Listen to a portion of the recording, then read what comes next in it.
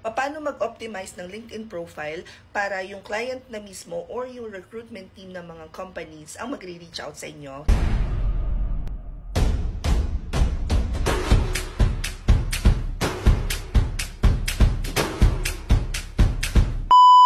Yung pinakang ginawa ko before that I feel like started yung aking client farming process ko, ganyan. Una sa lahat, syempre dapat meron ka ng LinkedIn account. So kung wala ka pang LinkedIn account, punta ka lang sa linkedin.com. After creating your account, pag-click nyo lang itong Me, Pack, View Profile, lalabas na dyan yung inyong mismong profile.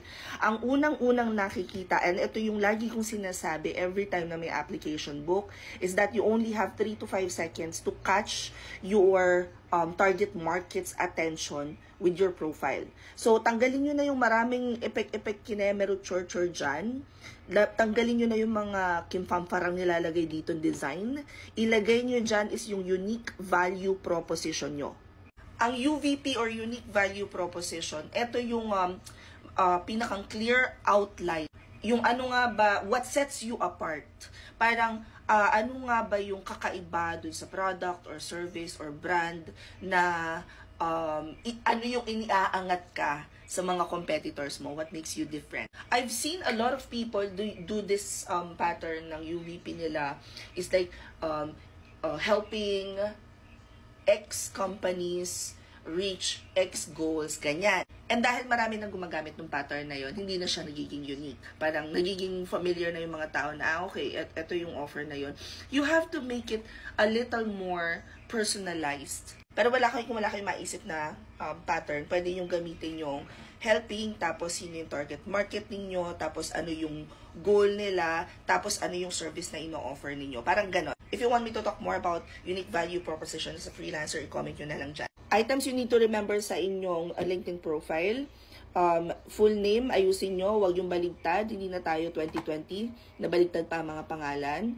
Next, dito sa baba, ilagay ninyo kung sino kayo sa paningin ninyo. What do you do? What exactly is your parang definition of your role? Pagkatapos, another part na importante dito is the about section. Ay, hindi yan. Post na yan. Siyempre, bumalik.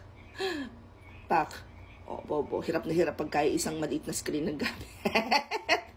Sa about section, pag-click nyo ng see more, ilagay nyo dyan yung sumasagot sa paano ka nakarating from point A to point B. Ano yung naging journey mo professionally.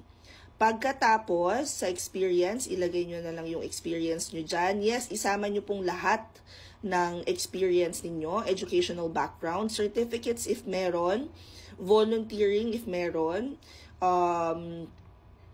pagkatapos, ano pa ba? Kung meron kayong causes.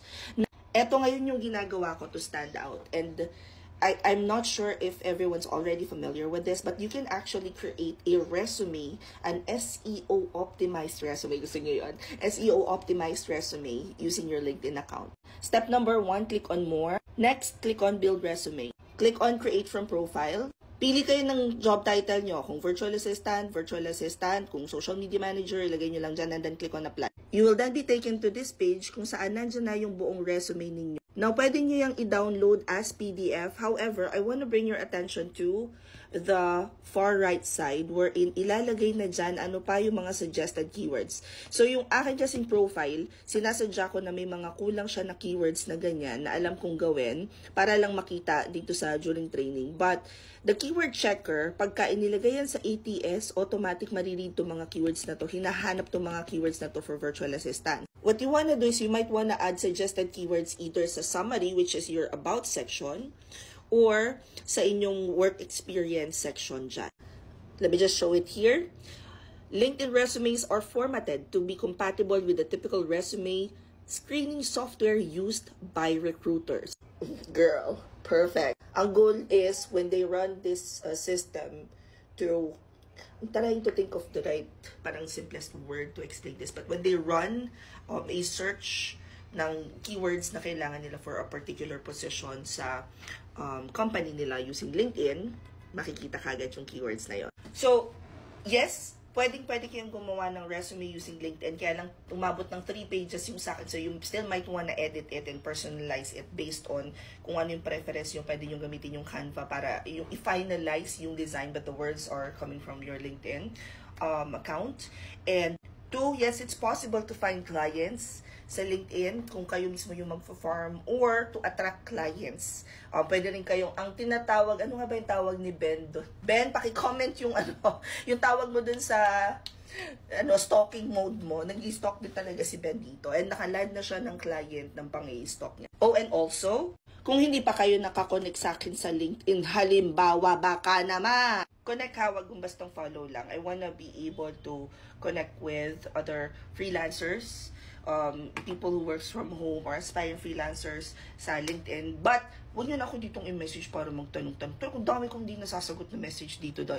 Anyway, hope this helps. Comment any questions you guys have about working from home. Follow for more work from home chismis. Bye!